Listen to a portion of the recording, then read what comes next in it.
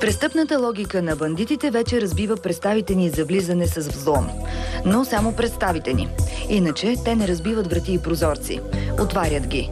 Нежно. Само за няколко секунди отключват вратите и отварят прозорците, като по филмите. И не им е необходима специална апаратура или техника. Ето така. За вашия патрон нещо такова, което изглежда много просто и може да се намери навсякъде.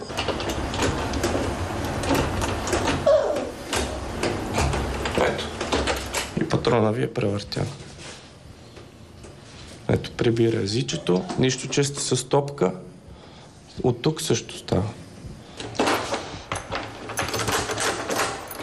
Дори да е заключено 2 пъти, отключва се с патрона, после чрез него прибират и това езиче. По какъв начин да предотвратим това? Защо трябва да изберем друг тип патрон? И какъв е другият тип патрон? Значи, другият тип патрон ние препоръчваме този тип, който е многоканален, пречи да се вкара инструмент. Другият начин на отключване предполага чупене на патрона, особено ако стърчи от бравата. Тук има защита против чупене. Дори и да стърчи колкото тук отвътре, когато се щупи, се отчупва много малка част от него и не може да се отключи. Това е новия тип за сигурност патрони, които са на много достъпна цена. И все пак, ако държим ценни вещи или пари в дома си, в това число телевизор, който може да бъде изнесен през вратата, има и други варианти за по-голяма сигурност. Освен това, никой не гарантира, че ако се ядосат, когато не могат да отключат, крадците няма и да изкъртят вратата. Решението, което според специалистите е на една крачка пред усъвършенстваните бандити. Това, което може да направите, да няма никаква видима следа, че имате чип. Отваря се с дистанционното. Да.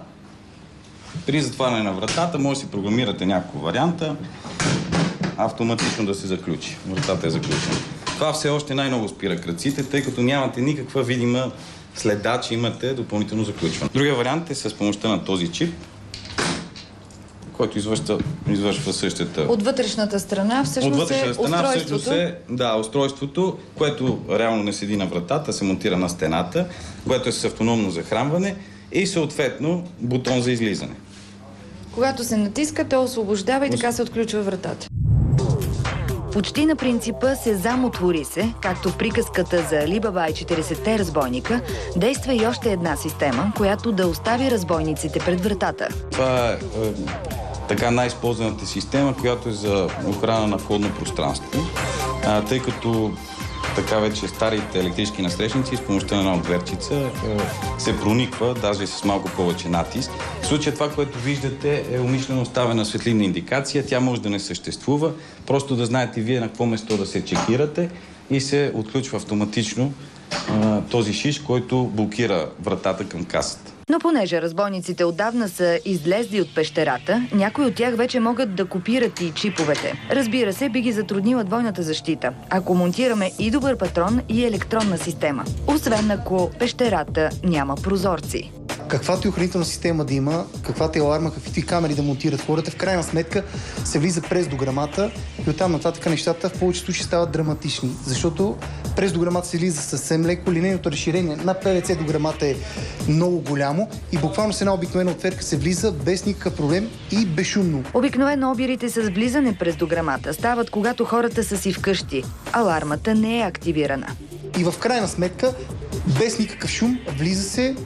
Съвсем така лесно се позиционира бандита, особено ако има балкон и му е по-лесно да манипулира. Влиза в хола, върши си работата и си излиза съвсем деликатно в повечето случаи, нали? Търси бижута, пари и скъпи вещи с малки размери, за да не затрудни излизането си отново през прозореца или балкона. Бандитът може да не остане в помещението, през което е проникнал, а да се възползва от възможния достъп до другите помещения в къщата или апартамента. Често облизането става през прозорците на гаражи или мазета, защото обикновено не заключваме вътрешните врати към къщата. Вярно решение в тази посока е системата антивзлом High Security. Това е единственото нещо, което може и трябва да се направи. На подобен прозорец може да се монтират и 14 security точки, всяка от която издържа тон и 200 натиск. Даже Как изглеждат те? Как се това монтират? Ето аз нося тук един елемент, така съвсем обикновен, защото другите механизми са по-големи. Значи, представете си, това са едни стоманени цапви, с едни стоманени насрещници, които затварят по този начин.